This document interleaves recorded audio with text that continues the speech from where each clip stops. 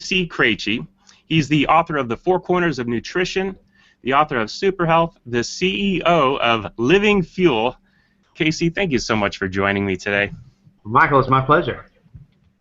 You know, Casey, I've been seeing a lot of you lately, recently on The Truth About Cancer, and you started talking about something that really changed the way I think about what I'm putting into my body. And I'll tell you why I'm concerned about this a little bit, because there's this new bug, this super virus called Ebola that's killing people. And we're concerned about it. Is it blowing through the United States? Are we going to get it? Is it going to get our family? And we know that there's things that we can do to help protect ourselves. Not only that, we're heading into flu season, and I'm concerned that people are going to be run into the hospitals. We really don't have a hospital solution to go to because everyone's going to be concerned about Ebola. One of the things you talked about on the immune system, things that we could do to help strengthen our own immunity, and it had to do with what we were eating and not eating. What could you tell me about that? You know, I did a show yesterday, which you may have seen, Michael, on the strategies for Halloween. Did you catch that one? I did, and today is Halloween. Yeah, so the reason I did it yesterday is so that people would have a strategy, hopefully, going into this Halloween tonight. Now, think about this. We know sugar, in 1905, the average sugar intake is estimated to be about 5 pounds a year per person on the average. Okay? So mom will make an apple pie for a treat, or you go to the store and buy a piece of candy every now and then. Now sugar has become a staple in the American diet. And it went from 5 pounds a year to a whopping 150 pounds a year per person on the average. And so when you think about 150 pounds per person per year, and you wonder why we have such problem with disease and such. Well, let's add the sugar equation. Just talk about it in terms of immunity. So the immune system, there's a thing in the 70s they came up with called the leukocytic index. And the leukocytic index is basically how many bad guys can a white blood cell consume in an hour. And the ideal amount was about 16 per hour per white blood cell.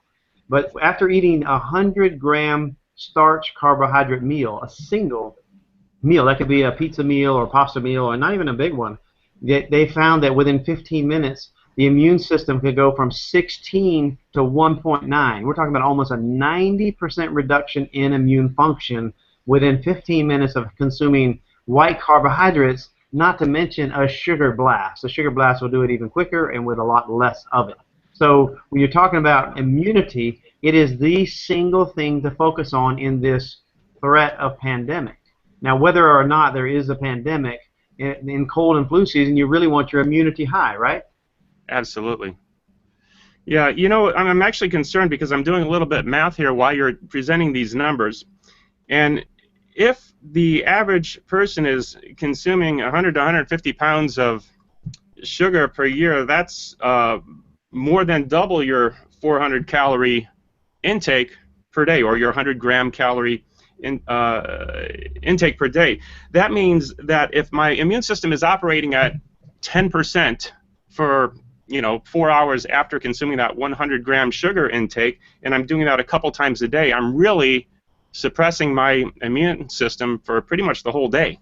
If your viewers get nothing more than what you just said, then they have gotten their money's worth for this broadcast. Because when you think about the habit, the dietary habits of the people in the United States of America, and this now is the world too. I spent a lot of the summer in Europe, and I observed the same things going on in Europe as going on in the United States, dietarily speaking. So if sugar and white carbohydrates are your staple, then you are running on low immunity.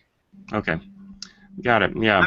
Let me add to that. Most people are dangerously deficient in vitamin D levels, particularly going into cold and flu season. So now you talk about particularly people in the north who don't get in the sun are now not getting sun exposure to create vitamin D, and they're not taking vitamin D, and so their blood levels of vitamin D are in the 20 level, and the research is suggesting now that it ought to be in the 50 to 70 level as far as your blood test of your vitamin D. So people are deficient, even under the government standards of 40 being an ideal level, people are still deficient. And vitamin D deficiency, vitamin D actually modulates immunity. So if you have a lack of an immune modulator like vitamin D and a source of an immune depressant like sugar and white carbohydrates, you have a prescription for disaster. Okay. Yeah, I'm starting to see that more and more, especially as because flu season happens to be that season when there's less sunshine. So here in Florida we have it made. I can go out today and get plenty of sun running around the block. But for the people north, where would you recommend they go to for a good source of vitamin D? Well, vitamin D3 is the supplement of choice. D3 as a supplement, and a lot of people tell you to take 5 to 10,000 IU a day if you haven't been having any source of vitamin D or haven't been in the sun. 5 to 10,000 IU a day, but you really want to check that within 30 days or so. And it's easy to get a home test kit for vitamin D. You can probably do that in your office. The vitamin D level is very important. So next time you get any blood test, ask the doctor to add 25 hydroxy vitamin D to the test so that you can know what your levels are and you can manage them if they're not high enough. Now also, interestingly, the sulfates in the diet are important also. If you're gonna supplement with vitamin D, you also ought to be having things like MSM or even just eating a lot of garlic, because that is another component to the immunity that's important. Cholesterol sulfates and other sulfates are important along with vitamin D to modulate immunity. Yeah, it's interesting you mentioned garlic, because as I've been reading about garlic, they talk about it being good against bacterial infections and other things, but it's not talked very much about viruses. But I have seen that it was mentioned people that consume a certain amount of garlic during a cold will get over their cold in 1.5 days instead of the usual 5 days. So there has to be some kind of, antiviral. There's a medical stat on that too, that the patients that take antibiotics will get over their cold in 2 weeks, and if they don't take them, it'll take them 14 days. Yeah. We don't use antibiotics, but we do use probiotics.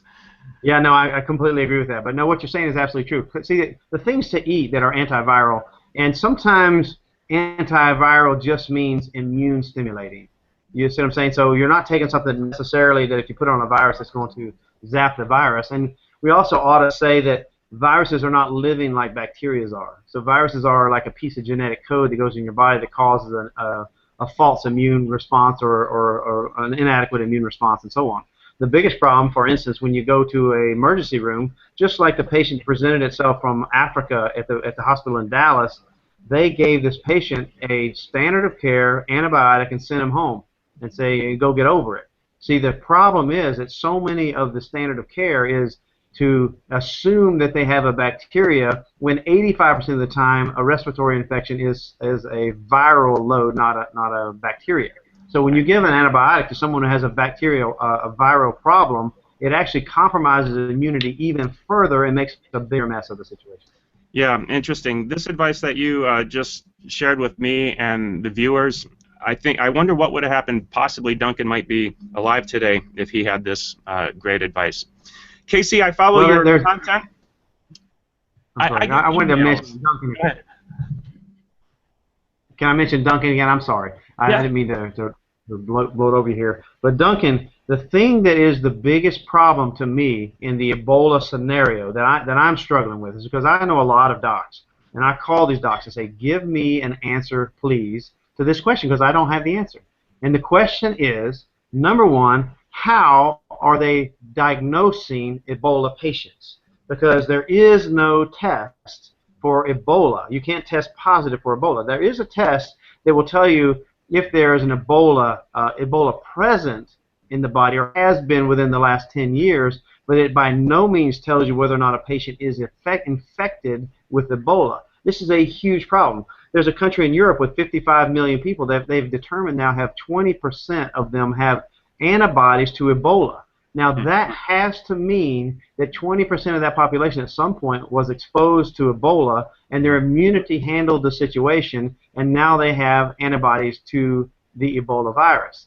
But the problem with that is if they were to fly into the United States and they had a fever, they would be isolated for however long because they have tested positive for the presence of the Ebola antibody, which they would test positive even if they didn't have a fever. See, the point is We do not know, even the inventor of the test that the CDC is using to determine Ebola positive tells you that that test is irrelevant to determining whether or not a patient is, quote, sick with Ebola. Yeah, and you know, as you say that, it brings back other thoughts. All the more important that we have to keep our immune system strong, because that same person could become symptomatic, just like, say, chickenpox has its revelation in shingles years later, and someone can actually catch the chickenpox from that. But the person that has the shingles, you know, might not show it the same way as when they have the chickenpox. So who knows what we're going to see from Ebola years down the road. Our real only solution in this is keeping our immune system strong, not because Amen. of Ebola, because we don't know what we're going to be exposed to. All the more reason that we have to pay attention to this advice. Casey, I get your updates regularly. I'm subscribed to your emails. I'm not sure how I got subscribed. I probably went to your website to do that. What would be the best place for my viewers to get on your email list? Livingfuel.com, and just click on Living Fuel TV. And Living Fuel TV is a free subscription where we send out shows and updates and health alerts regularly, usually twice a week. But if there's like pressing matter, like news really needs some clarification, then we'll do extra health alerts and things along those lines. So livingfuel.com. Okay, fantastic. And to the viewers, if you have questions for Casey or myself, below this video in the comments, please use that and submit them. We'll make sure that they get answered in a timely fashion. Casey, thank you for joining me. I hope we can do it again sometime soon. I look forward to that very much. And the main thing I want to reiterate to the viewers is think about immunity. Your sugar is not worth your life. I always say some things are worth dying for, and we just have to decide what those are. And I don't believe sugar and bleached white carbohydrates